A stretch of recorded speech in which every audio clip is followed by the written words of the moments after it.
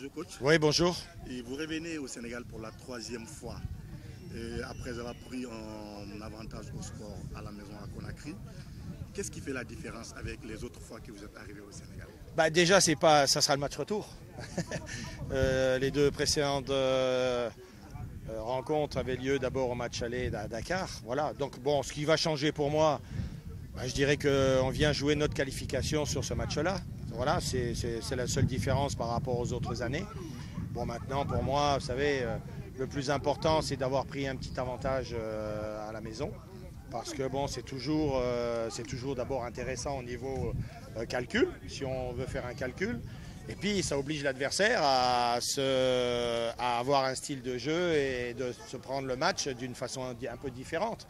Parce que bon, si on restait sur ce score de 0-0, l'équipe sénégalaise de Génération Foot serait éliminée. Donc je pense qu'à un moment donné, il y a des prises de risques à prendre.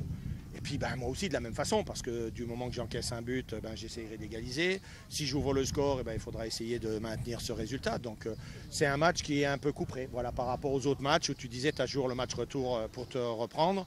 Là, cette fois-ci, c'est fini. C'est-à-dire qu'au bout des 90 minutes, s'il n'y a pas les pénaltys, le match sera terminé, une des deux équipes sera qualifiée. Il y aura un monde fou le samedi au stade Léopold Sédar Senghor. Ça ne vous fait pas grincer les dents? D'abord, j'attendrai de savoir ce qu'il y a comme monde, parce que on peut annoncer plein de choses, on verra bien s'il y a du monde. Puis ensuite, on a l'habitude, puisque nous, on joue quand même chez nous devant de fortes affluences. On joue pratiquement les premières rencontres qu'on a faites il y a 2 ans, on jouait devant plus de 15 000, donc c'est pas un problème. On a été joué à Mazembe, c'était plein aussi. On a été joué contre l'Espérance de Tunis, il y avait du monde aussi. Donc non, on est là-dessus, pour nous, ça ne nous surprend pas. Et je dirais que même c'est une source de motivation. Parce que plus il y a de monde au stade, je pense plus les joueurs seront motivés parce qu'ils auront envie de faire un bon résultat. Le match à Conakry était une bataille tactique avec Olivier Perrin. Et on peut s'attendre également à ce scénario à Dakar? Ça, c'est vous qui le dites, que c'était un match tactique. Moi, je n'ai pas fait de match tactique. J'ai mis ma composition d'équipe que je fais d'habitude. J'ai essayé de faire une différence le plus vite possible. Donc pour moi, il n'y avait pas de tactique. Ma tactique, en fin de compte, elle a changé à 5 minutes de la fin. Parce que quand tu vois que tu ne peux pas gagner, je me suis dit, il ne faut pas perdre. Donc 1-1, c'est sûr que c'était un mauvais résultat pour nous.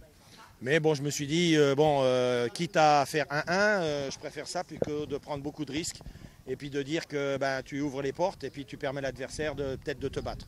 Donc pour moi, il n'y a pas eu de match tactique dans ce match-là. Les infos sur Mandela et Trezeguet? Vous verrez demain. Ils sont aptes? Vous verrez demain. Demain. Je n'ai pas besoin de donner l'information à l'adversaire. Demain ou le jour du match? Le jour du match. Quand je ferai la composition d'équipe, vous verrez. Comment s'appelle le joueur qui ne s'est pas entraîné avec ses coéquipiers? Trezeguet. Trezeguet, effectivement. Bon, la séance d'aujourd'hui a été axée sur quoi? Aujourd'hui, vous savez, on arrive à 48 heures d'un match. On a travaillé au fur et à mesure de la semaine physiquement et tout. Moi, c'est toujours la même chose depuis maintenant 3 ans. C'est la même chose que je faisais en Europe. Que l'avant-veille d'un match, je travaille surtout sur le plan tactique, donc circulation du ballon. Je travaille aussi devant les buts.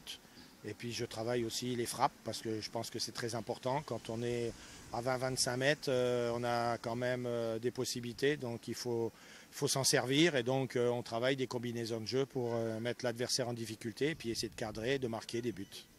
Voilà, Khadim Ndiaye, vous allez parler de lui forcément.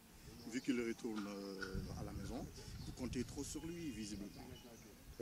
Non, pas visiblement. Je pense que c'est un joueur comme un autre. C'est un joueur qui est dans les 11. Le gardien de but au match aller, il n'a rien eu à faire. Il n'y a pas eu de tir, il n'y a rien eu. Il y a un ballon dangereux, c'est tout dans tout le match. Donc il n'a pas eu de travail à faire. J'espère que les autres défenseurs et toute l'équipe fera la même chose au match retour.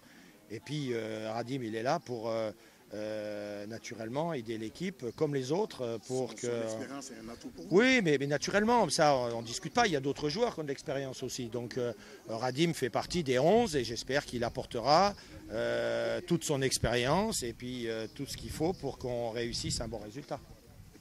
Merci. Merci.